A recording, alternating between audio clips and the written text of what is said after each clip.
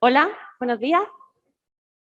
Bueno, vamos a seguir, que vamos con un poquito de retraso y vamos a empezar una de las mesas, yo creo que la más actual, porque es la oncología en los tiempos del COVID, ahora que todavía estamos saliendo de la sexta ola. Permítanme una reflexión de un minuto. En enero del 2020, como sociedad nos sentíamos invulnerables, ¿no? El tema de las pandemias, los virus, era una cosa de películas o de series de ciencia ficción y de las plataformas. Nosotros teníamos antibióticos de última generación, vacunas, y eso no nos iba a tocar a nosotros. Lejos quedaban las grandes pandemias de la historia. La peste negra en el siglo XIV, la viruela en la época del descubrimiento de América, la gripe española a principios del siglo XX, que se llevó a 50 millones de personas, la gripe asiática a mediados del siglo XX, que se llevó a tuvo 1 millón de fallecidos. Sin embargo, en esa fecha se empezaron a oír rumores que había un virus en China, que venía en un mercado, de un animal, un pangolín, que yo personalmente no sabía ni lo que era. Y de repente esa noticia, que pues, estaba siempre al final del informativo, empezó a correr como la pólvora y de repente el mundo entero estaba confinado, una cosa inédita. Y el mundo se paró. Se paró menos nosotros, que no podíamos parar los tratamientos de nuestros pacientes oncológicos. A día de hoy, según las cifras oficiales, ha habido 413 millones de personas afectadas y casi 9 millones de fallecidos, entre los que seguro que tenemos familiares, amigos y sobre todo compañeros. Entonces vamos a ver en esta mesa cómo tuvimos que adaptarnos y cómo nos tenemos que adaptar todavía día a día para seguir tratando a nuestros pacientes. Bueno, sin más dilación, le damos la bienvenida al doctor Amadeo Valls, que es especialista en oncología radioterápica del Hospital Universitario Virgen Macarena, y nos va a hablar sobre el paciente 4.0, la tecnología que llegó para quedarse. Amadeo, ¿estás por allí? Estoy. Amadeo, lo primero desde la organización, pedirte disculpas, que sé que estás haciendo un esfuerzo pues, por conectarte también vía online. Y es verdad que vamos con un poco de retraso y eso, que no nos lo tengas en cuenta y que agradecemos muchísimo tu participación. Vale, de acuerdo, el problema está en eso, en que la organización debe darse cuenta de que 10 minutos de ponencia no cumplen las expectativas. Bien, gracias repito, por invitarme, y la idea es crear un poco de inquietud, no complacencia. El COVID lo único que ha hecho es demostrar que la tecnología, no que ha venido para quedarse, sino la tecnología que ya estaba, hemos quedado forzados a sacarle un poquito más de provecho de lo que le estábamos haciendo, y la historia es preguntarnos si realmente lo estamos consiguiendo o no. Porque, claro, el paciente punto 4 es un paciente que en nuestro ámbito de actuación, la oncología, deberíamos plantearnos si son pacientes que realmente, o qué porcentaje de pacientes son realmente 4.0, porque hay que tener en cuenta que en oncología la edad media de nuestros pacientes está por encima de los 60 y tantos, 65 años, los habituales, ¿no?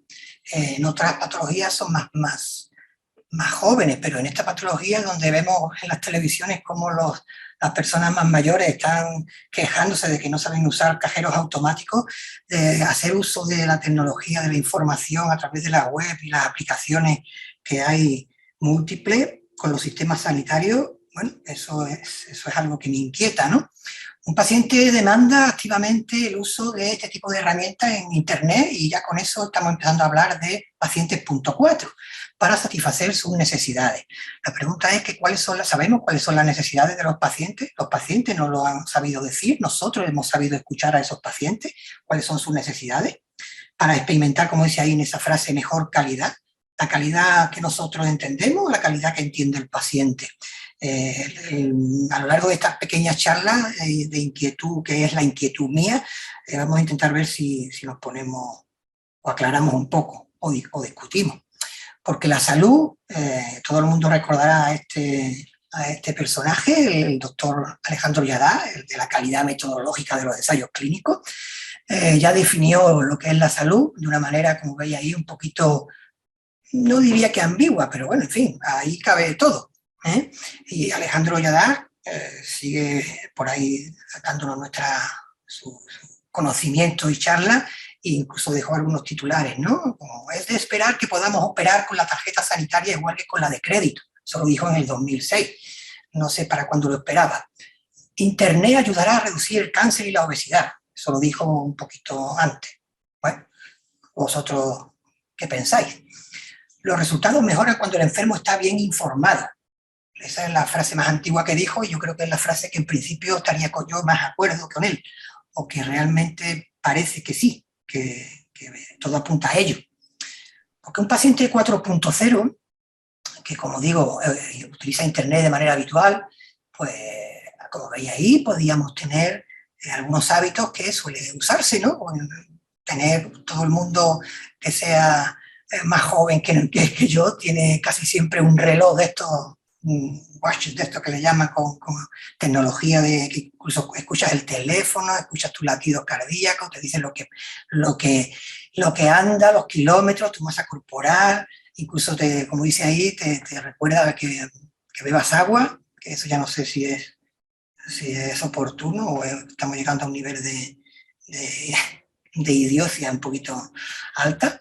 Pero eso lo tenemos seamos pacientes o no seamos pacientes. Lo sano, también realmente casi siempre al que ves sano está con este tipo de inquietudes en la cabeza, lo que come, lo que sueña, lo que sueña, las horas de sueño, cuánto he recorrido, estamos medicalizando la salud realmente, alguien está detrás de eso.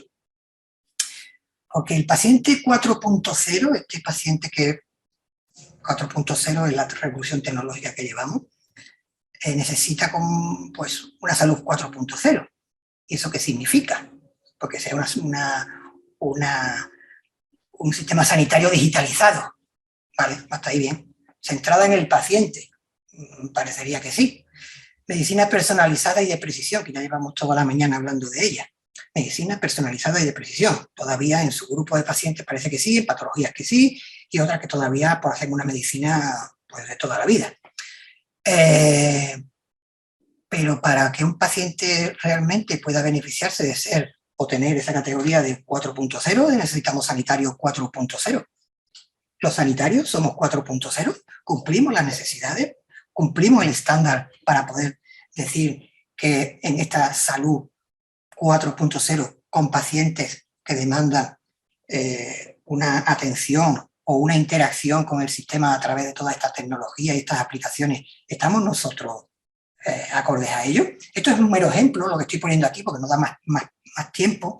Esto es un mero ejemplo de una encuesta que se hizo en esta revista, como veis aquí, donde de 10.000 y pico o 15.000 y pico de pacientes con distintos profesionales, he seleccionado solo los 97 oncólogos a los que se le hizo una encuesta y a 3.000 y pico de pacientes, ¿vale?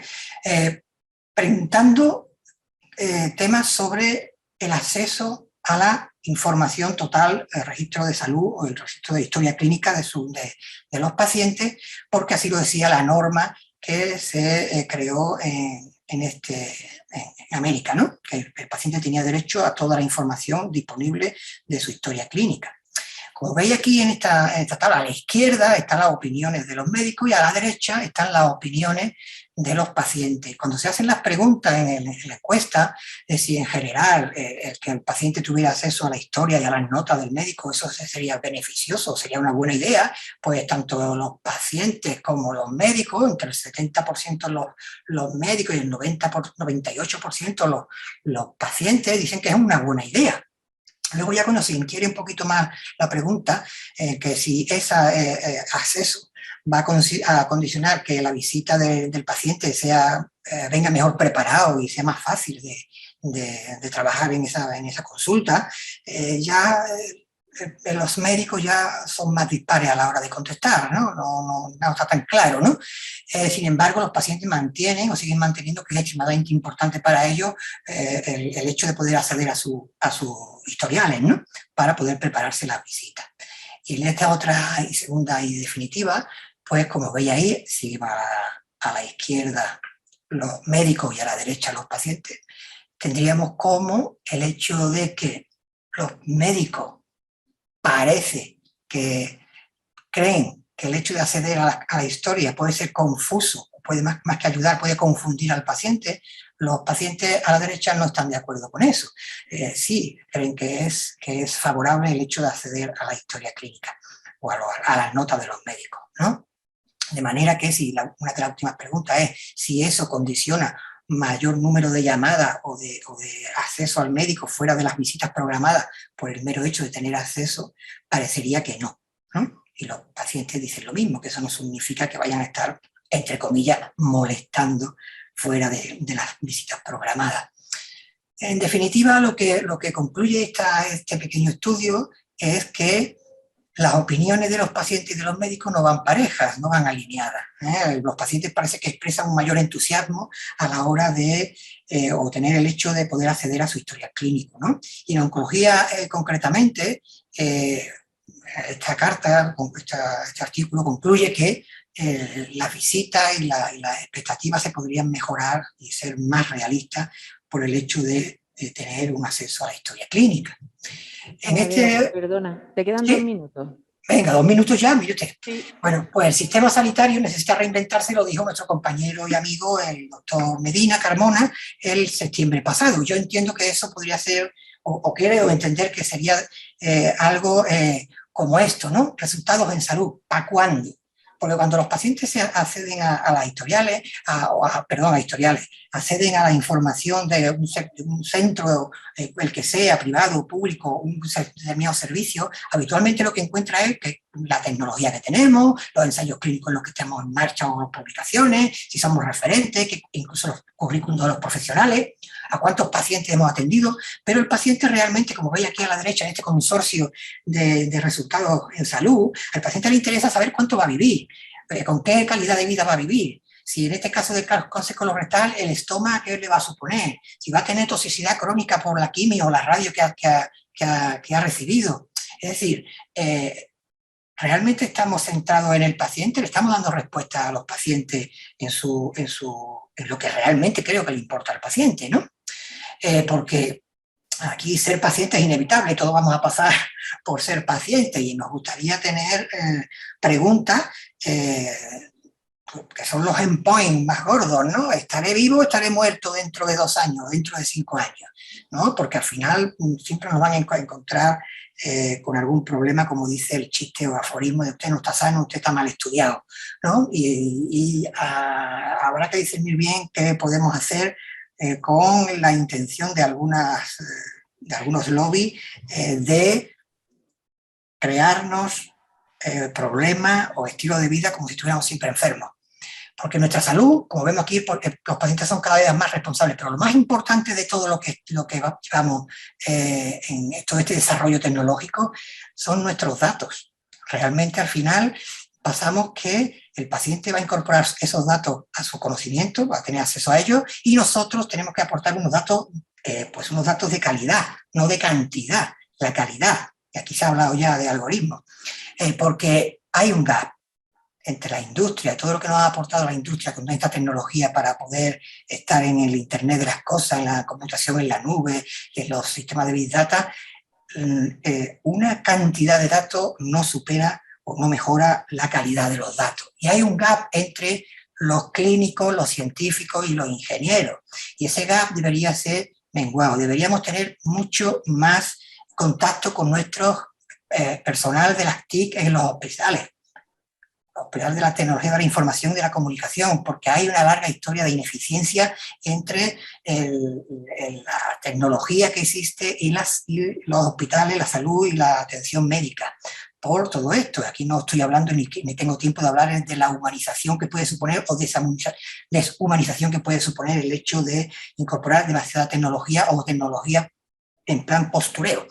Pero, insisto, nuestras aplicaciones en salud, tanto de la Junta de Andalucía, ClíSalud, incluso el acceso a poder tener SMS con nuestros pacientes, darle información a través del teléfono móvil, eso se ha probado durante la pandemia, existe, funciona con algunos problemas, pero está funcionando y deberíamos de potenciar eso porque realmente, como se ha puesto aquí ya a principios de la mañana con lo de inteligencia artificial por el doctor López Guerra, nuestros pacientes nos van a preguntar por resultados en salud, nuestros pacientes nos van a preguntar por pronósticos, predicciones, y con unos datos de calidad y unos datos almacenados de manera correcta podremos dar respuesta a lo que nuestros pacientes creo que quieren, que son resultados en salud, no aparte de toda la investigación que podamos hacer.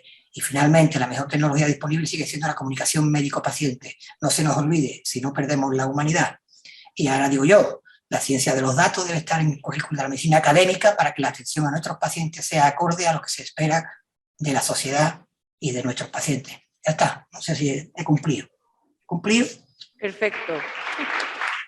Vamos a continuar con el doctor David Vicente Vaz, especialista en oncología médica, jefe de sección de oncología médica del Hospital Virgen Macarena de Sevilla y director de la estrategia en cáncer en Andalucía. Nos va a hablar de cómo nos hemos adaptado al COVID en los servicios de oncología de Andalucía y su impacto en los diagnósticos y tratamientos en cáncer. Muy bien. ¿Se oye? Sí. Bueno, pues muchas gracias por la invitación y por estar hoy aquí con todos vosotros. Lo decías tú al principio, ¿no? El COVID ha supuesto un problema gordo, ¿no? Para la sociedad, para nosotros como médicos, para los pacientes, yo creo que para todos. Y la verdad que el COVID y el cáncer se parecen en muchas cosas, ¿eh? Y bueno, eso es lo que voy a intentar en los próximos 10 minutos explicaros. Me parece que... No sé si esto... Bueno, no sé si puedo señalar. A ver, es importante que pongamos en contexto qué es lo que supone el COVID, ¿no? Y fijaros en las causas de muerte, esto es del Instituto Nacional de Estadística, como en el... Voy a quitar la mascarilla. Como en el año 2020 se convirtió en la primera causa de muerte. Y fijaros que a bastante distancia de la siguiente. E incluso si sumamos los COVID que sabíamos que eran COVID con aquellos que lo sospechábamos, el número es, la verdad, que apabullante. Por lo tanto, algo como esto tiene que impactar en todo. Tiene que impactar en la sociedad y tiene que impactar en el cáncer y en la atención del mismo. Es cierto que también, como veis ahí, por comunidades autónomas, pues quizá no estamos en la que peor le fue en aquel momento ni en la que peor le ha ido posteriormente. Y sí que me gusta cuando tenemos algún evento de este tipo en el que hay que hablar del COVID y del cáncer y tal, que al final me parece que me estoy convirtiendo más en un experto de esto que de cáncer de pulmón. Pero es importante, yo creo, destacar un poco lo que ha supuesto, porque cuando uno habla de la repercusión que tiene sobre nuestra asistencia, creo que hay que ser consciente de en el mundo en el que nos hemos visto inmersos, ¿no? Si no, es complicado poder entender las cifras y poder entender los datos. Ahí tenéis, eso es Santa Justa, que es la estación de Sevilla. Esos son las 2:15 más o menos de un día de abril. Habitualmente eso está lleno de gente, brutal la cantidad de gente que coge los cercanías, el AVE, etcétera, y lo veis que está completamente vacío. También en aquel momento muchos de nosotros nos tuvimos que dedicar a ver pacientes con COVID. Muchos de nuestros compañeros se contagiaban, no había médicos para poder atenderlos y durante un tiempo, ese es mi caso, pero es el de muchos de vosotros, el de muchos de nuestros compañeros, algunos incluso hasta hace relativamente poco han seguido colaborando para poder atender al resto de los pacientes y no a nuestros pacientes oncológicos, sino a aquellos pacientes que tenían que acudir al hospital por el COVID. Por otro lado, esta es la última foto que tengo de esto, de poner en contexto qué es el COVID. Esa es la foto del aula magna de mi hospital. El que está de espaldas es Jesús Rodríguez Baño, que es el jefe de servicio de infeccioso, y nosotros nos reuníamos todas las mañanas para poder analizar los pacientes. En abril no sabíamos exactamente ni siquiera si todas las neumonías que veíamos, ni el tipo de las neumonías que veíamos, eran todas por COVID o no. Incluso no teníamos como ahora la posibilidad de hacer una PCR inmediatamente y tener el resultado. A veces había que esperar incluso un día, se nos acababan los reactivos y hacíamos, pues, como ves ahí, lo que podíamos.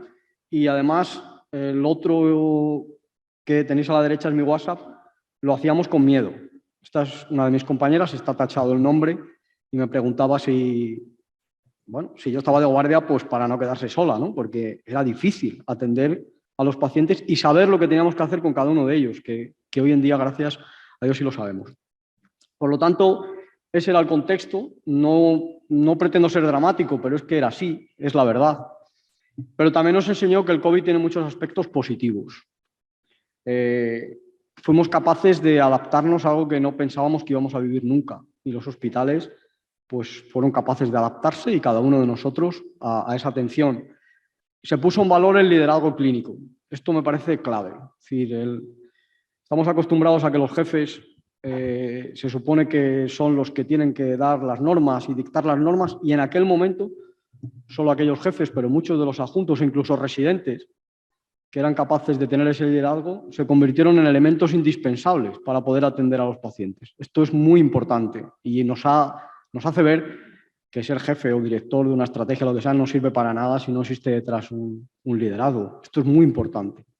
También fuimos capaces de agruparnos en torno a un objetivo común, que era poder seguir atendiendo a los pacientes. No había otra cosa, simplemente intentar seguir atendiéndolos. Fuimos capaces de incorporar la innovación en tiempo real. Es decir, por ejemplo, parecía imposible que todos tuviéramos conexión a la historia clínica digital del hospital desde nuestra casa, y fue posible en 24 horas. Entonces, ahora cuando nos dicen, sí, en mi hospital fue posible, en el sistema sanitario andaluz lo fue. No sé en otros centros, pero nosotros fuimos capaces de poder acceder a la historia clínica de los pacientes para poderles atender en esa teleconsulta, ¿no? Entonces, ahora cuando nos dicen que no se pueden hacer determinadas cosas, pues está muy bien, porque uno puede decir, bueno, no se pueden hasta que hay que hacerlas porque se hacen de manera inmediata, ¿no? Esto es importante cuando uno tiene que discutir, por ejemplo, con los políticos, con los jefes o con los responsables, porque todo es posible siempre y cuando haya voluntad de hacerlo. También se rompieron muchas barreras.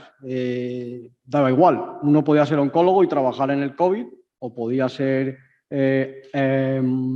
anestesista y estar en la UCI trabajando, cosa que es, ya sabéis que la relación entre los médicos de anestesia y de la UCI es casi peor que la del oncólogo médico y el oncólogo radioterápico. Entonces, sin embargo, pues todo el mundo trabajaba, ¿no? y se hacía de la mejor manera posible. También todo era ágil. No, hay que pedir una analítica, no sé cómo. No, era todo eran facilidades. No, ya mira, hay un sistema en el cual tú lo puedes pedir y es más rápido y tal. Todo eran facilidades. Y también, por supuesto, ha puesto de relevancia lo más importante de todo. En el cáncer también. Lo más importante son las medidas preventivas de salud pública. Por mucho que nos empeñemos aquí en los tratamientos de última generación, lo importante sería que nos quedáramos sin trabajo. Esto sí que sería importante. Por lo tanto, tiene aspectos buenos, ¿no? Y luego tenéis muchos datos. Yo voy a ser muy parco en los datos, pero tenéis muchos datos. Tenéis, por ejemplo, este estudio que está bastante bien dentro de los que hay, que está publicado, en el que más o menos lo que nos viene a decir es el resumen. Pues hay una reducción en nuestro país más o menos de un 21% en el número de diagnósticos, que es un poco inferior a otros países, y en encuestas de la OMS o en los Países Bajos son mayores. También hay una reducción en el número de biopsias que se realizan, y también en el número de citologías. Más o menos ese sería el resumen de los documentos que tenemos en este sentido. Todos estos documentos se basan en el mejor trabajo que se ha publicado en nuestro país, que es este, en el que ha participado Jorge, que no lo veo, pero bueno, el doctor Contreras ha participado en este trabajo, que es el impacto del COVID en el cáncer en España. Es un estudio retrospectivo en el que se preguntaba a los hospitales una serie de ítems que tenían que responder, con todo lo que ello tiene de sesgo, obviamente, ¿no? Pero bueno, es lo mejor que tenemos. Y se preguntaba a 4 servicios: anatomía patológica, en nuestro caso también oncología médica, oncología radioterápica y hematología. Muchos de los hospitales terciarios pues respondían o un servicio, o 2 o 4. No todos los servicios respondían. Pero bueno, más o menos en la siguiente diapositiva tenéis el resumen. De ahí sale el dato que veis en el otro informe de este estudio, con todos los sesgos que pueda tener, una reducción en el número de diagnósticos más o menos del 21%, y si veis en la parte que ocupa la radioterapia o a los tratamientos médicos, la reducción es menor, ¿vale? Sí, termino. De todas maneras, sí que tenemos datos en Andalucía. Esto, bueno, es un estudio que hicimos que más o menos son los datos así más globales. Os puedo decir que en los datos propios nuestros la reducción de casos es un poco inferior, es un 17%, no llega a ese 20%. Estos son datos del SAS, o sea, son datos propios nuestros, no son estudios retrospectivos. En cuanto a primeras visitas, no hubo una gran reducción, como veis, en el año 2020 respecto al 2019 al 2021. tampoco las visitas sucesivas, contando que las visitas sucesivas contamos todas las visitas telefónicas que hacíamos. Esto es así, no todas estas visitas son presenciales.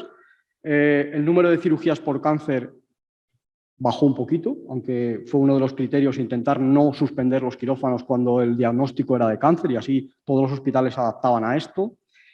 Si veis, las sesiones de radioterapia tampoco se redujeron en nuestro medio, sino que incluso aumentaron. Del mismo modo, para las sesiones de quimioterapia, contando la inmunoterapia, cuando sacamos de la ecuación la inmunoterapia sí que hay una reducción, pero cuando la juntamos no hubo reducciones en cuanto al número de sesiones.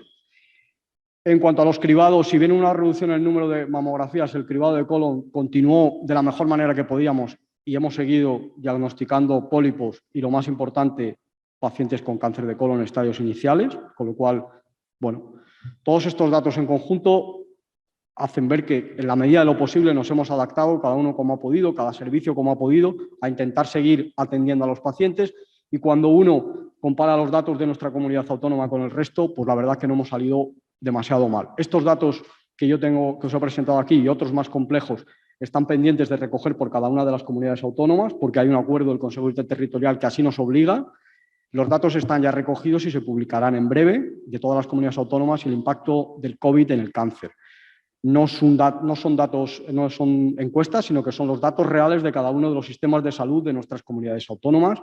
Y bueno, cuando los veáis, pues veréis cómo no salimos tan mal parados. Sí que es cierto que en nuestro caso no tiene nada que ver el impacto del COVID, que, por ejemplo, en la Comunidad de Madrid, donde fue mucho más brutal y con hospitales que el 100% de sus camas estaban ocupadas por pacientes COVID.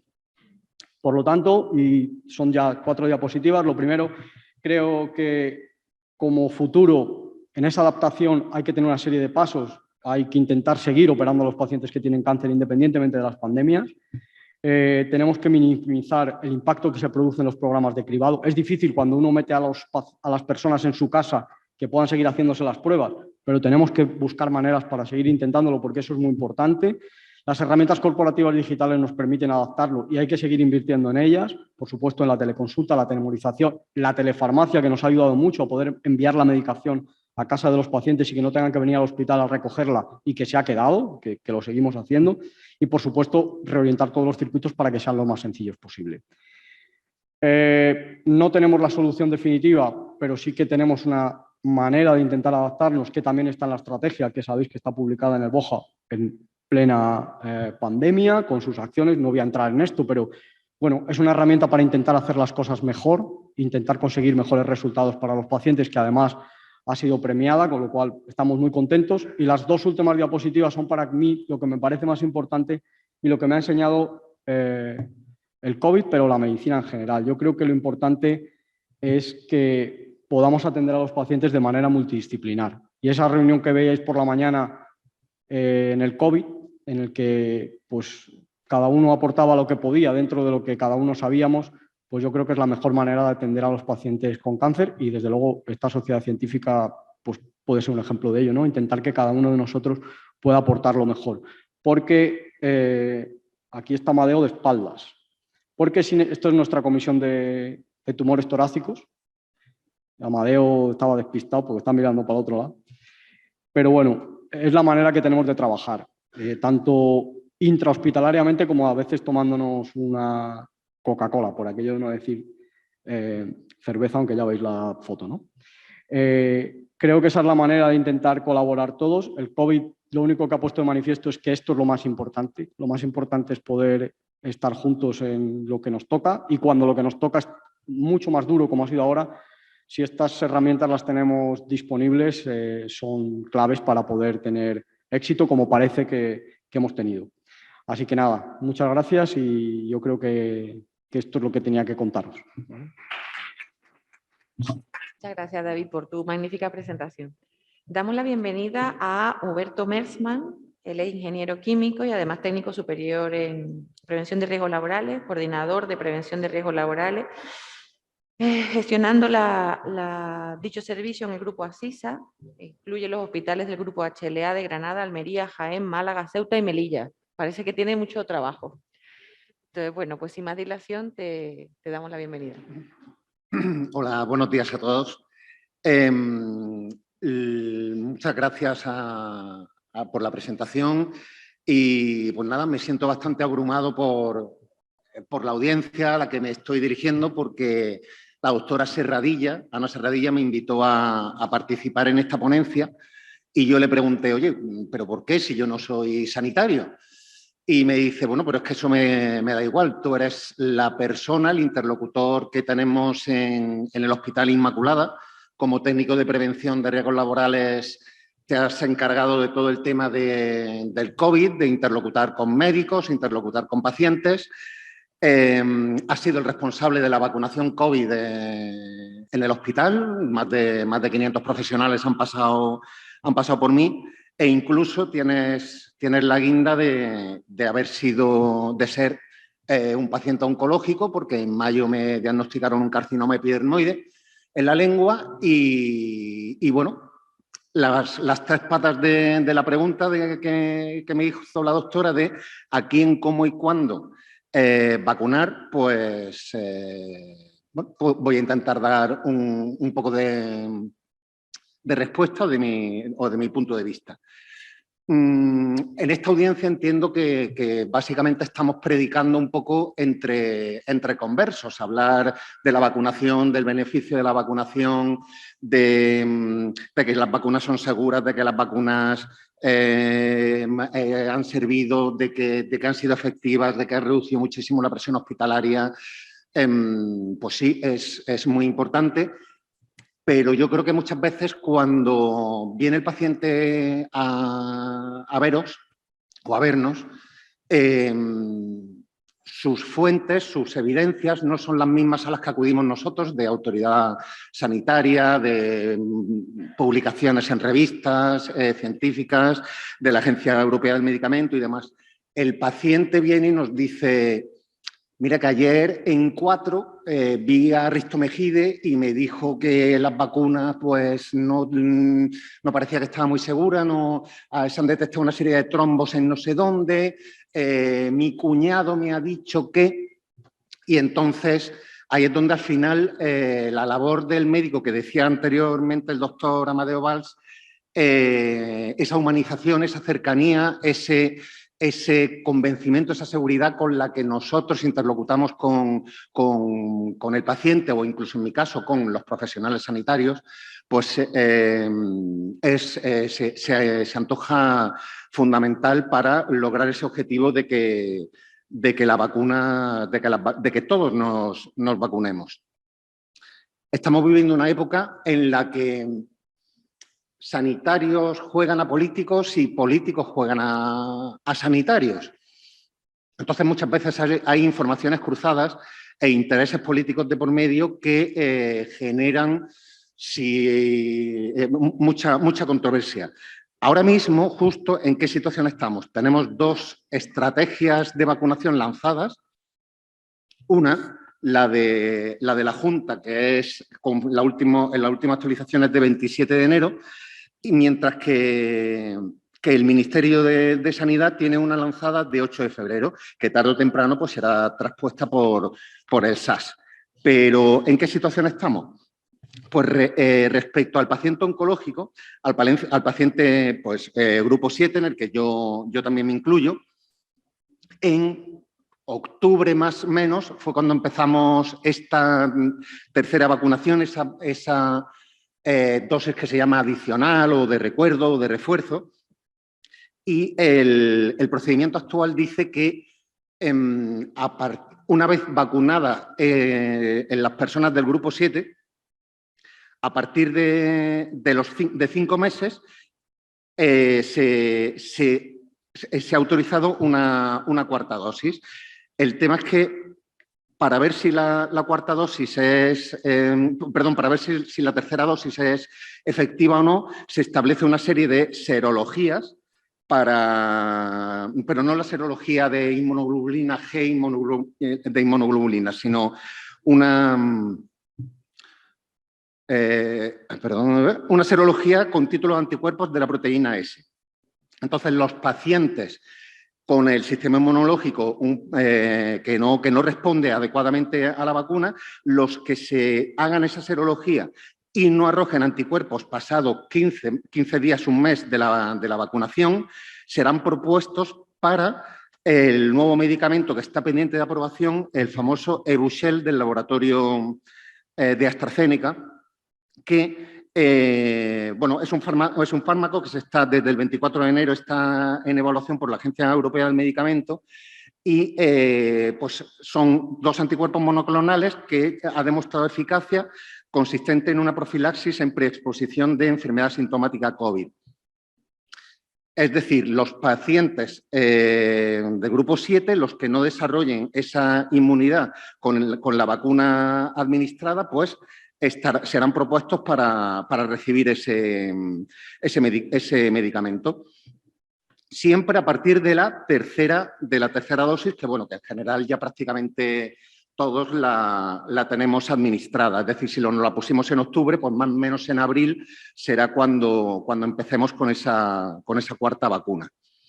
Concretamente, para el tema de la vacuna en nuestro hospital, en el Hospital Inmaculada, que son aproximadamente unos 500 trabajadores, esa primera ola que vivimos aquí en Granada, bueno, en todo el mundo en general, entre marzo y mayo tuvimos unos 30 pacientes, o sea, unos 30 compañeros contagiados, de los cuales 3 tuvieron que ser hospitalizados. Aproximadamente fue alrededor de un 10% de positivos.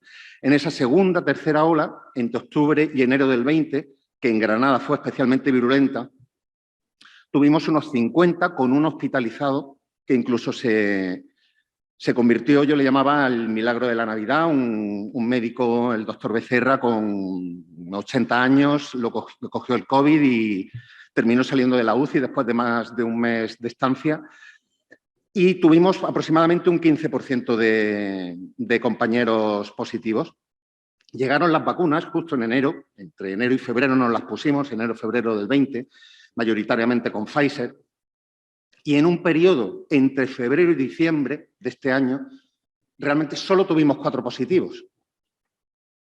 Con lo cual, pues bueno, la evidencia de la efectividad de las vacunas pues nos ha quedado bastante demostrada. Lo que pasa es que, hombre, el virus mutó de la variedad Delta a actualmente la Omicron, llegó esta sexta ola, es decir, nosotros realmente la cuarta y la quinta la sorteamos bastante bien, ya estando vacunados. Nos pusimos la tercera dosis, la dosis adicional que se denomina a inicio de diciembre de este año, vino la variante Delta, Omicron, y a partir de diciembre, ese primer positivo que tuvimos el 15 de diciembre, llegamos a tener 67 positivos. Realmente hoy me he venido para acá teniendo solamente 3 compañeros positivos, pero ninguno hospitalizado. No ha habido apenas presión hospitalaria, prácticamente ningún paciente en UCI, con lo cual, pese a haber tenido un 20% de compañeros con positivo, no hemos tenido mucho problema para sustituir las bajas, obviamente, pero no mucho problema en cuanto a la presión hospitalaria. Huberto. Y luego, realmente, ya para concluir estas pequeñas ideas, en mi caso personal, bueno, yo tenía las 2 vacunas puestas y en mayo de este año pues se me diagnostica un carcinoma epidermoide en la lengua.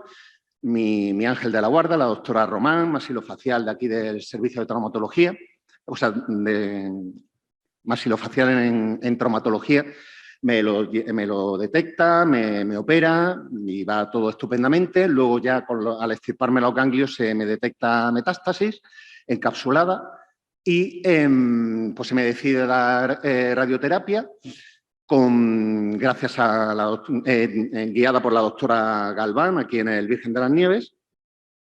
Y en ningún momento, afortunadamente, no he tenido ningún problema de trastorno en el sistema inmunológico, no he pasado el COVID y eso que estoy en un continuo contacto con pacientes con trabajadores con todo tipo de situaciones en el hospital y no soy especialmente cuidadoso en el tema de la higiene, no especialmente escrupuloso. Con lo cual, pues, termino con esto que hemos dicho en el inicio de que hay que convencer que la herramienta fundamental que tenemos para la protección ante esta enfermedad, que sigue lanzándonos unas cifras de muertos, aunque no sean mediáticas, ya bastante inaceptables, sigue habiendo 100, 200, 300 fallecidos diarios por COVID en todo el territorio nacional. Esa herramienta es la vacunación y igual que el virus ha venido para quedarse, probablemente, tal y como establece o nos deja atisbar un poquito los programas de vacunación, tanto del Ministerio como de la Consejería de la Junta, ya es una opinión mía, probablemente haya que vacunarse igual que nos hacemos de la gripe anualmente, tanto los pacientes del grupo 7 como los propios sanitarios a los que somos los que combatimos esta enfermedad. Así que, nada, pues muchísimas gracias y ya está.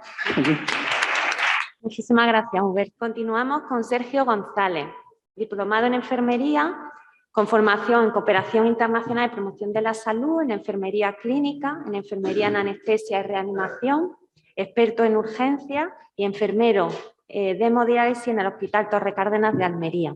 Nos va a hablar de la visión de la enfermería. Bueno, ¿qué tal? Buenos días. Bueno, antes de nada agradecer a la Sociedad Andaluza de Cancerología y en su nombre a la doctora Serradilla la invitación para estar hoy con ustedes.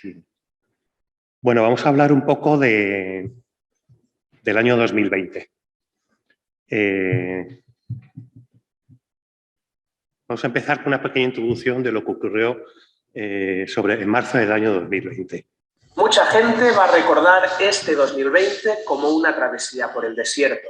2020 es el año que nos robaron, este es el año que nos encerraron, el año en que perdiste tu bar o que tu pareja cerró su tienda o el que tu hermano tardó 7 meses en cobrar un ERTE y no tenía ni para comer. O peor aún, el año en que murió tu padre o tu mejor amigo por culpa de un puto virus al que nadie había invitado a la fiesta. El año que nadie merecía y en el que nos cayeron encima todas las plagas de Egipto. Hace días que te observo, contado con los dedos, muchas veces te ha reído, una mano me ha valido. Hace días que me fijo, no sé qué guardas ahí dentro, me juzga por lo que veo, nada bueno, nada bueno. 2020 ha sido el año en que nos han quitado todo. Los besos y los conciertos y los abrazos y los orgasmos y las citas de Tinder y hasta las ganas de vivir.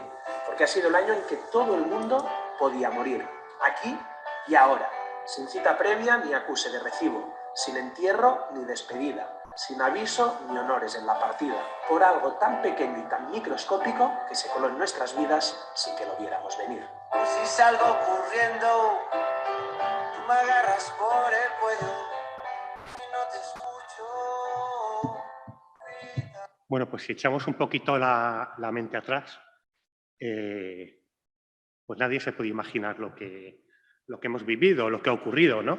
Yo recuerdo por las mañanas salir por la mañana, nadie en la carretera, lo único que veía de vez en cuando un coche de policía circular, las calles completamente vacías y hasta inaudito ver las urgencias de un hospital vacías. No había nadie, las urgencias estaban completamente vacías, ¿no? Desde cuidados intensivos, que bueno, pues sí que trabajo actualmente en el Hospital Torre Cárdenas en la unidad de hemodiálisis. La pandemia la viví en la unidad de cuidados intensivos del Hospital de Poniente. Nos dieron fuerte inicialmente, no, la primera ola fue lo que aquí se conoció como la primera ola, allí nos vino muy tarde, ¿no? Nos vino sobre el mes de marzo. Pasado marzo, finales de marzo, cuando ya todo más o menos se estaba estabilizando, a nosotros nos dieron fuerte. Lo vivido un poco lo podemos asemejar a la guerra de Crimea. En la guerra de Crimea, durante la guerra de Crimea, cientos de profesionales encabezados por Florence Nightingale. Florence Nightingale es la que conocemos como la madre de la enfermería moderna. Se enfrentaron a la crudeza, al horror de la guerra, sin ningún tipo de formación académica para ello. Sí que es cierto que Muchas veces nos decían que éramos héroes o nos salían a aplaudir a las 8 de la tarde.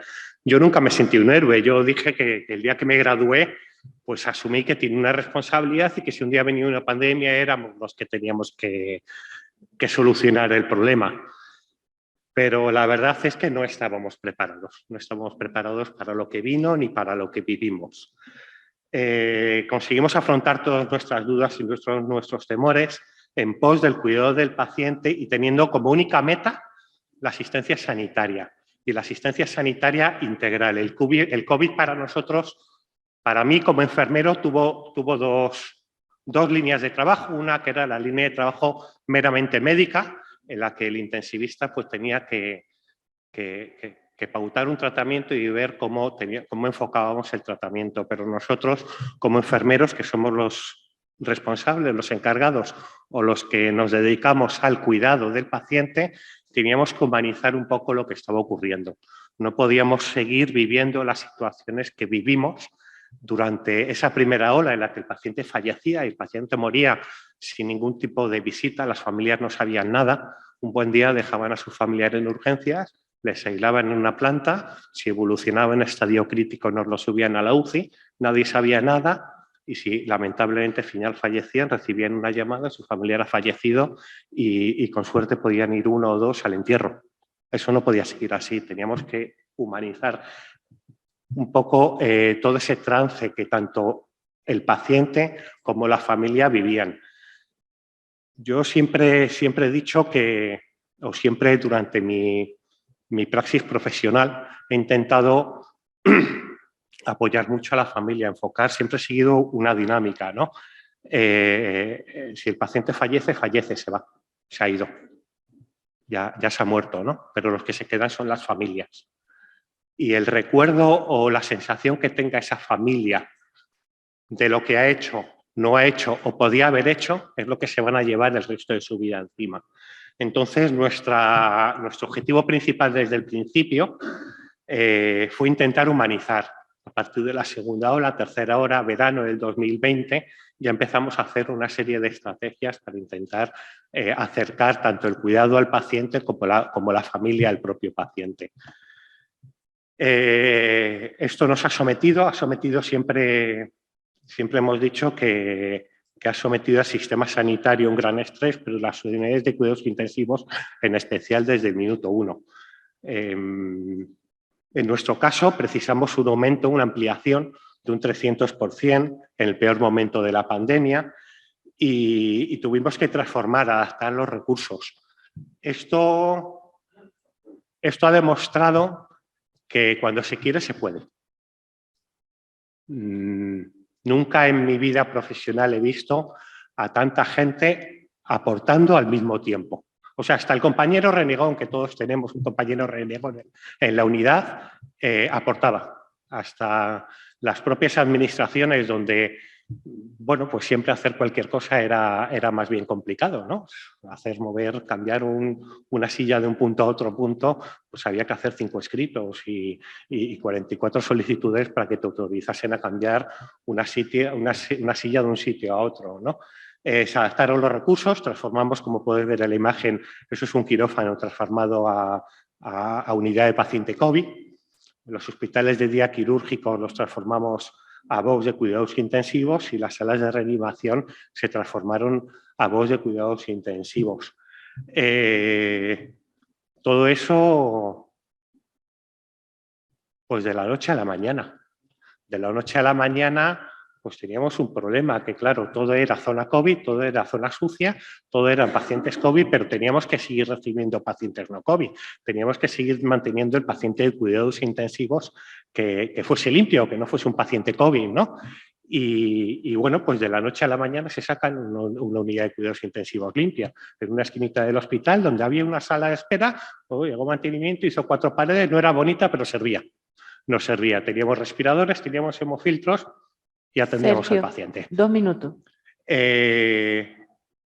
Un punto muy importante fue la incorporación de nuevos profesionales, tanto recién titulados, a los que había que enseñarles desde cero. Para mi punto de vista, ellos sí que fueron los verdaderos héroes de la pandemia. Es gente que se la llamaba para un día, para 2 días, pero estaban ahí, estaban con muchas ganas. Y se les enseñaba y eran auténticas esponjas, absorbían toda la información que se les daba. Reubicados en los puestos de trabajo, pues los enfermeros que estaban en las unidades de reanimación o los propios enfermeros que estaban en los hospitales de día quirúrgico pasaron a ser enfermeros de cuidados intensivos. Y voluntarios, como en mi caso, que pues inicialmente inició la pandemia en la unidad de hemodiálisis del Hospital de Poniente, solicitamos, yo he estado toda mi vida, prácticamente toda mi vida profesional en cuidados intensivos o atención al paciente crítico, y creo que en ese momento tenía que estar en una unidad de cuidados intensivos y solicito voluntariamente ser trasladado a la unidad de cuidados intensivos para apoyar un poco pues todo lo que nos venía por delante. Y todo esto con algo en común. La falta de experiencia del paciente COVID. El paciente COVID tuvimos que aprender de cero. Yo me parece que no pronaba un paciente desde la era de la gripe A y proné 1, 2 a lo máximo. Hacía mucho tiempo que no pronaba un paciente. Tuvimos que empezar a aprender a pronar pacientes y tuvimos que empezar a aprender cómo era un paciente COVID, las peculiaridades del paciente COVID, cómo evolucionaba y qué signos nos estaban diciendo si íbamos por buen camino o no íbamos por buen camino. Pero todas esas dudas y toda esa falta de experiencia se suplió con ilusión, con entrega y con motivación. Y es lo único que nos mantenía con vida. Y lo que nos hizo, la propia motivación nos hizo humanizar los cuidados, y humanizar los cuidados tanto al paciente como a sus familias. Un punto importante en los procesos de humanización, incluir a la familia en el proceso de recuperación o, en su caso, en el proceso del fallecimiento de la propia familia. Pero era la familia la que iba a decidir hasta dónde quería llegar. Nosotros, tanto en el paciente que no tenía criterios de intubación y que sabíamos que iba a fallecer o que tiene una alta probabilidad de fallecer, como el paciente que iba evolucionando bien y se le estubaba y ya pues iba cogiendo su independencia diaria, incluimos a la familia. Yo personalmente más de una vez me he metido con mi móvil en una bolsita y hemos hecho una videollamada para hablar con la familia y para que tuviesen un último recuerdo. Ellos iban a decidir si se querían quedar allí o ya en los últimos momentos iban a venir a la unidad, vestirse, nosotros íbamos a ayudar a vestirse a esas familias y meterlos dentro del box para que tuviesen ese último momento de intimidad con sus familias, pues antes de que falleciera. Devolverle un poco a la sociedad lo que no podíamos haberles dado en la primera ola hizo que fuese tan sumamente cruel. ¿Vale? Y bueno, poco más que contar, poco más que no sepáis vosotros, que la habéis vivido también y habéis estado diariamente. Y como digo, pues no solo para nosotros o para mí, en mi caso, sino como para vosotros, pues que os dedicáis a la oncología, el paciente no es solo un paciente, sino que es el amor de alguien, el padre de alguien, la madre de alguien y el hijo de alguien. Es el amor de la vida de alguien y nuestro trabajo tiene que dedicarse única y exclusivamente a hacer todo lo que podamos por el amor de la vida de alguien. Y muchas gracias por todo. Bueno, muchísimas gracias, en especial a ti, Sergio. Creo que has hecho una presentación magnífica. Traer el punto de vista vuestro, ojalá tuviésemos celadores, auxiliares, personal de seguridad, toda esa gente, ¿no?, que vivió tan de cerca todo esto. Y personalmente desde nuestra sociedad le damos las gracias por tu labor y la de todos los enfermeros de este país. Tenemos muy poquito tiempo, pero no sé si hay alguna pregunta en la sala o bueno, vamos pasando, que ya vamos con un poquito de retraso. Yo creo que continuamos, ¿verdad? Muchísimas gracias a todos por vuestra atención.